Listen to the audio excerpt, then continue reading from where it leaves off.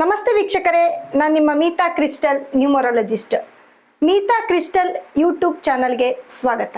July ತಿಂಗಳ ಮಾಸ ಭವಿಷ್ಯದಲ್ಲಿ ಕನ್ಯಾ ರಾಶಿಯವರಿಗೆ ಹೇಗಿದೆ ಅಂತ ನೋಡೋಣ.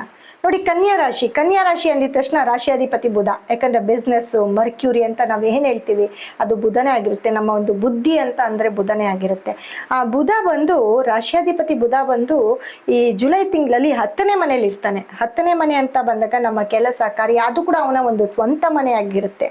ಹಾಗಾಗಿ ನಮ್ಮ ಕೆಲಸ ಕಾರ್ಯ ಅಂತ ಬಂದಾಗ ಕನ್ಯಾ ರಾಶಿಯವ್ರಿಗೆ ಕೆಲಸದಲ್ಲಿ ಸಖತ್ ಬಹಳಷ್ಟು ಕೆಲಸ ಸಿಕ್ಕುವಂಥದ್ದು, ಕೆಲಸದಲ್ಲಿ ಪ್ರಮೋಷನ್ ಆಗುವಂಥದ್ದು, ಅಥವಾ ಬೇರೆ ದೇಶಗಳಲ್ಲಿ ಕೆಲಸ ಬರ್ತಕ್ಕಂಥದ್ದು, ಅಥವಾ ಬೇರೆ ದೇಶದಿಂದ ಇಲ್ಲಿಗೆ ಇರೋ ಜಾಗಕ್ಕೆ ಬಂದು ಕೆಲಸ ಮಾಡ್ತಕ್ಕಂಥದ್ದು, ಓನ್ ಬಿಸ್ನೆಸ್ ಮಾಡ್ತಕ್ಕಂಥದ್ದು, ಇರೋ ಕೆಲಸ ಬಿಟ್ಟು ಬಿಸ್ನೆಸ್ ಡೆವಲಪ್ ಮಾಡ್ಕೊಂಡು ಹೋಗುವಂಥದ್ದು, ಇವೆಲ್ಲವೂ ಕೂಡ ನಡೀತಾ ಹೋಗುತ್ತೆ. ಜೊತೆಗೆ ಕೆಲಸ ಅಂತ ಬಂದಾಗ ನೋಡಿ, ಈ ಕೆಲಸದ ವಿಚಾರ ಅಂತ ಬಂದಾಗ ಕನ್ಯಾ ರಾಶಿಯವ್ರಿಗೆ ಎಕ್ಸಲೆಂಟ್ ಅಂತ ಹೇಳ್ಬೋದು. ಜೊತೆಗೆ ಎರಡನೇ ಮನೆ ಅಧಿಪತಿ ಶುಕ್ರ, ಧನಸ್ಥಾನಾಧಿಪತಿ ಶುಕ್ರ 12ನೇ ಮನೆ ಅಂದ್ರೆ ವ್ಯಯಸ್ಥಾನಕ್ಕೆ ಬಂದಿದ್ದಾನೆ. ಎರಡನೇವನಾಗಿ 9ನೇವನಾಗಿ 12ನೇ ಮನೆಗೆ ಬಂದಾಗ ಅದು ಕೇತು ಜೊತೆ ಸೇರ್ಕೊಂಡಾಗ ಎಲ್ಲ ಒಂದ್ ಕಡೆ ಮನೆಯಲ್ಲಿ ಯಾರಿಗಾದ್ರೂ ಕಿಡ್ನಿ ಸಮಸ್ಯೆಯಿಂದ ಬಳಲ್ತಾ ಇರ್ತಾರೆ.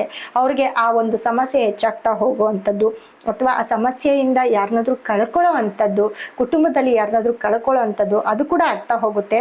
ಜೊತೆಗೆ ದುಡ್ಡು ಕಾಸು ಅಂತ ಬಂದಾಗ ಅತಿ ಹೆಚ್ಚು ಖರ್ಚು ಜಾಸ್ತಿ ಆಗ್ತಾ ಹೋಗುತ್ತೆ. ಅನಾವಶ್ಯಕ ಖರ್ಚು ಜಾಸ್ತಿ ಆಗ್ತಾ ಹೋಗುತ್ತೆ. ಇವಾಗ ಎಲ್ಲೋ ಒಂದ್ ಕಡೆ ಹೊರಗಡೆ ಹೋಗಿರ್ತೀವಿ, ಎಲ್ಲ ಸಣ್ಣದಾಗಿ ಖರ್ಚು ಮಾಡೋದು, ನಮ್ಮ ಕೈ ಮೀರಿ ಅತಿಯಾಗಿ ಖರ್ಚು ಮಾಡ್ತಕ್ಕಂಥದ್ದು, ಅಥವಾ ಹಾಸ್ಪಿಟಲ್ ಅಂತ ಹೇಳ್ದೆ ನಾನು, ನಿಮ್ಮ ಮನೆಯಲ್ಲಿ ಹಾಸ್ಪಿಟಲ್ಗೋಸ್ಕರ ಅತಿಯಾಗಿ ಖರ್ಚು ಮಾಡ್ತಕ್ಕಂಥದ್ದು, ಇದೆಲ್ಲವೂ ಕೂಡ ಆಗ್ತಾ ಹೋಗುತ್ತೆ. ಜೊತೆಗೆ ನೋಡಿ, 3ನೇ ಮನೆ ಅಂತ ಬಂದಾಗ 3ನೇ ಮನೆ ಕುಜ ಆಗಿರ್ತಾನೆ. 3ನೇ ಮನೆ ನಿಮ್ಮ ಅಣ್ಣ ತಮ್ಮ ತಂಗಿ ಸಹೋದರಿ ಇದೆಲ್ಲವೂ ತಗೊಂಡಾಗ ನಿಮ್ಗೆ 3ನೇ ಮನೆ ಅಧಿಪತಿ ಕುಜ 9ನೇ ಮನೆಯಲ್ಲಿ ಇರ್ತಾನೆ. 9ನೇ ಮನೆ ಅಂತ ಬಂದಾಗ ಅದು ಶುಕ್ರನ ಒಂದು ಸ್ಥಾನ ಆಗಿರುತ್ತೆ.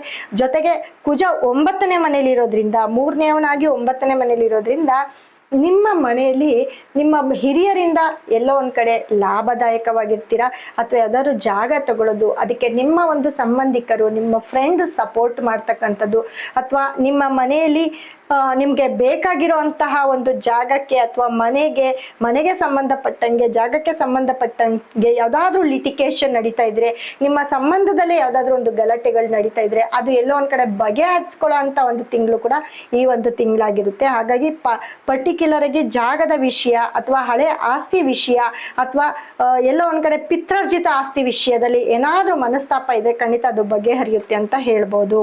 ಜೊತೆಗೆ ನಿಮ್ಗೆ 4ನೇ ಮನೆ ಅಧಿಪತಿ ಗುರು, 4ನೇ ಮನೆ ಅವನಾಗಿ, ಜೊತೆಗೆ ಅವನು 7ನೇ ಮನೆಯವನಾಗಿ ಅವನು ನಿಮ್ಗೆ ಲಾಭ ಸ್ಥಾನಕ್ಕೆ ಬಂದಿದ್ದಾನೆ. ಇದು ನಿಮ್ಮ ರಾಶಿಯ ಅನುಸಾರ ಜುಲೈ ತಿಂಗಳಲ್ಲಿ ಏನಾಗುತ್ತೆ ಅನ್ನೋ ಗೋಚಾರದ ಫಲದ ಮೇಲೆ ನಾವು ನಿಮ್ಗೆ ಹೇಳ್ತಾ ಹೋಗ್ತಾ ಇದ್ದೀನಿ. ಅದರ ಜೊತೆಗೆ ನಿಮ್ಮ ವೈಯಕ್ತಿಕ ಜಾತಕ, ನಿಮ್ಮ ಟೈಮು, ಡೇಟ್ ಆಫ್ ಬರ್ತ್ ಅನ್ನ ಕೊಟ್ಟಾಗ ನಮ್ಮ ಸಂಸ್ಥೆ ಮುಖಾಂತರ ನಿಮ್ಮ ಜಾತಕವನ್ನು ಒಂದ್ಸತಿ ಪರಿಶೀಲನೆ ಮಾಡಿಸ್ಕೊಳ್ಳಿ. ಅದರಲ್ಲೂ ನಿಮ್ಗೆ ಯಾವ ದಶಾಭುಕ್ತಿ ನಡೀತಿದೆ ಅದರ ಪ್ರಕಾರ ನೀವೇನಾದ್ರೂ ಪರಿಹಾರವನ್ನ ಮಾಡಿಕೊಟ್ರೆ ಖಂಡಿತ ನಿಮ್ಮ ಲೈಫ್ ಟೈಮ್ ಪರಿಹಾರವನ್ನ ನಾನು ಕೊಡ್ತಾ ಹೋಗ್ತೇನೆ. ಅದನ್ನ ನೀವು ಸರಿಪಡಿಸ್ಕೊಂಡ್ರೆ ಯಾವತ್ತೂ ನೀವು ಹಿಂದೆ ತಿರುಗಿ ನೋಡಲ್ಲ, ಯಾವತ್ತಿದ್ರೂ ತುಂಬಾ ಚೆನ್ನಾಗಿ ಗ್ರೋತ್ ಆಗ್ತಾ ಹೋಗ್ತೀರಿ.